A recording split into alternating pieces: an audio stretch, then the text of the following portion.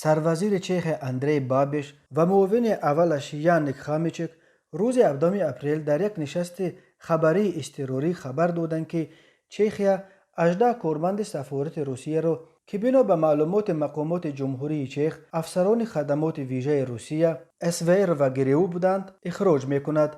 با آنها برای ترک قلمرو این کشور عضو اتحاد اروپا 48 ساعت فرصت دادند. این اقدام در پی آشکار شدن جزئیات نو ترکش سال 2014 در انبارهای اسلحه در شرق چیخیا گرفته شده است. چیخیا گفت در آن ترکش که سبب هلاکت 2 نفر شد، افسران گریو سرریاست جاسوسی ستاد کل ارتش روسیه دست داشتند. پلیس چیخیا همزمان 2 شهروند روسیه الکساندر پتروف و روسلان باشیروف را تحت جستجو قرار داد. با گفته مقامات چیخ این 2 افسر گریو سال 2014 برای سفر به چیخیا از شناسنامه‌های روسی و همچنین از شناسنامه‌های مولداوا به نام نیکولا پوپا و شناسنامه تاجیکستان به نام روسلان تباروف استفاده بردند. این 2 نفر آنهایند که بریتانیا در زهرآلود کردن سرگئی و یولیا سکریپال در سال 2018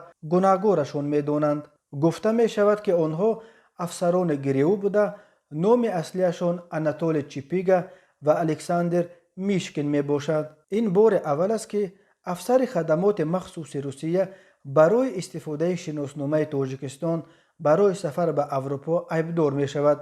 مقامات تاجیکستان این خبر را تاکنون رسما شرح ندادند.